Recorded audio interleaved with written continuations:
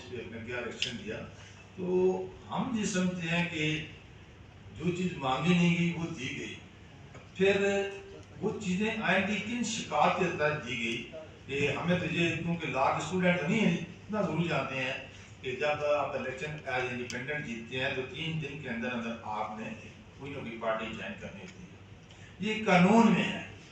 अब वो कानून कहाँ है और ये फैसला कहाँ है, ये हमें समझ नहीं आती। और मुस्तकबिल की बात करते हैं कि मुस्तकबिल में किन चीज़ों पे अमल किया जाए, वो आयन कहाँ पे मौजूद है, आयन के मुताबिक कोई मुल्क चलेगा या हम जो फैसले अपने तीन फैसले करके जो अपनी मर्जी के या माहौल के मुताबिक फैसले करेंगे तो वो फैसले चलेंगे। तो यहाँ बड़ा क्वेश्चन पैदा होता है कि मुस्तकबिल पाकिस्तान का कैसे चलेगा, क्योंकि आज दिन तक हमें तो यही बताया गया है कि हमारे लिए सबसे मुकद्दस पाकिस्तान का आइन है, जो हमारे तमाम पार्टियों को मुतफ़क्का आइन है, और आज तक किसी पार्टी को उस आइन पर इतराज़ नहीं है। तो आज ये जो फैसला हुआ है हमारे लिए, तो पूरी पाकिस्तानी कौम के लिए परेशानी का बायस है कि ये कौन से कानून के तहत ये फैसला है। इसमें अब आप सब जानते हैं कि एक उम्मीदवार पहले एफिडेविट दे चुका है कि मैं सुन्नी तहरीक का उम्मीदवार हूँ, बयानफी दे चुका है। अब वो दोबारा कैसे डिक्लेरेशन देगा कि मैं पीटीआई का उम्मीदवार हूँ।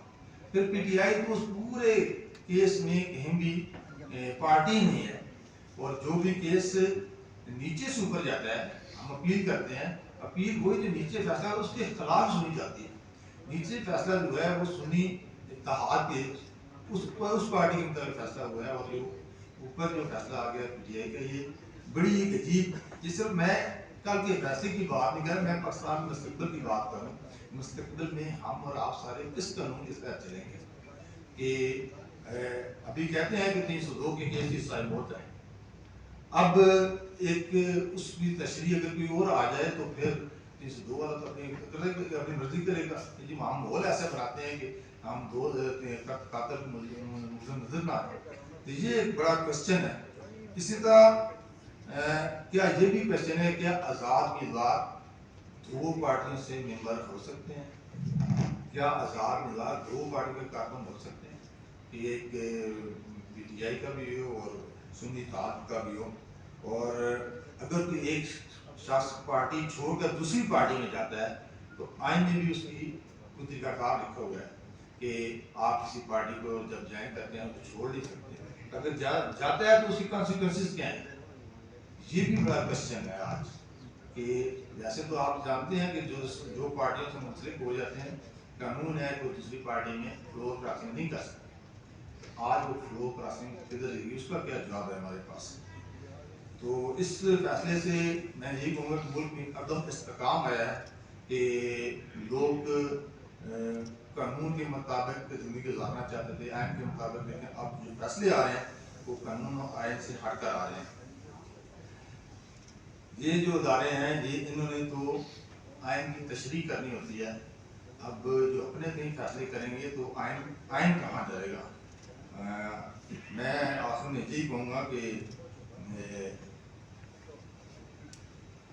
इतने जो एक अरसे से ये सिलसिला चल रहा है, अगर ये सिलसिला अगर आज भी आप देखें कि सेनेट में हमारे उम्मीदवार आज़ाद बैठे हैं वो नून के, सब जानते हैं मुस्लिम लीग नून के हैं, लेकिन सेनेट में हमारे उम्मीदवार आज़ाद मानते हमसे टिकट छीना गया था। तो लोग क्वेश्चन करते हैं उस वक्त ये हमारे अदालत उज़्मा कहाँ थी? आज जो फैसले हो रहे हैं आप सब जानते हैं कि हमारी क़यादत 18 महीने 2 साल जेल में क़यादत बंद रही और आखिर में कुछ भी साबित नहीं हुआ। तो हमें कोई इस पे नहीं है कि अल्लाह ताला हमारे अदालत उज़्मा को बेहतर फैसले करने की तौफीक दे, और करने चाहिए ताकि जिससे अवाम मुतमईन हो। लेकिन फैसले कंटिन्यूटी होनी चाहिए, फैसलों में तसलसल होना चाहिए। देखिए एक बुनियाद अगर 2018 में कुछ और थी, उस वक्त कोई उस एक्शन नहीं लिया गया।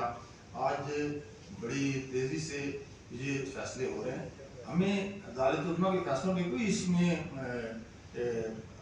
تسلیم کرنے میں کوئی حرج نہیں ہے، لیکن یہ ضرور عوام کوشچن پوچھتی ہے کہ یہ کس طرح ہو رہے ہیں، ہم کس طرح جائیں گے. تو اس لیے میں آپ سے یہی اپنے حلقے کے عوام کا جو جذبات ہیں وہ شیئر کرنا چاہتا تھا کہ لوگ پوچھتے ہیں کہ پہلے تو آپ کہتے تھے فلور کراسنگ نہیں ہوتی، ایک پارٹی چھوڑ کر دوسری پارٹی میں نہیں جاتے، اب کیسے جا رہے ہیں. اور اسی طرح جو چیز مانگی نہیں گئی، یہ تین بڑے اہم کوشچن ہیں. پی ٹی آئی کہیں لے بھی نہیں، وہ کیسے آ گئی، تو یہ کیسا ریلیف ہے، تو کیا یہ ریلیف آئندہ مستقبل میں ایسا ہی سب کو ملے گا. تو اس لیے میں آپ سب سے کا شکریہ بھی ادا کرتا ہوں کہ آپ نے اپنا قیمتی ٹائم دیا، اپنے جذبات پہنچانے تھے آپ کے ذریعے، کیونکہ یہ پورے اسلام آباد کے جذبات ہیں، لوگ بڑے ششدر ہیں. اور یقین کریں پہلے ملک جو ہے معاشی طور پر کافی تذبذب کا شکار ہے، اور لوگوں کو بڑا یقین تھا کہ اس کے بعد ایک استحکام آئے گا، لیکن استحکام کی جگہ عدم استحکام آ گیا، جس سے لوگ پریشان ہیں، اور خاص کر کے کاروباری دنیا. اور بڑی امید یہ تھی کہ وقت کے ساتھ ساتھ بہتر فیصلے آئیں گے اور ملک کی اکانومی بھی مستحکم ہوگی اور ملک بھی مستحکم ہوگا. جس طرح ملک پیسے کا شکار ہے، اللہ تعالیٰ جب استحکام دے گا تو یہ پیسے بھی ختم ہوں گے، لیکن میں سمجھتا ہوں کہ ابھی ہمارے لیے انتظام اور کافی ہیں.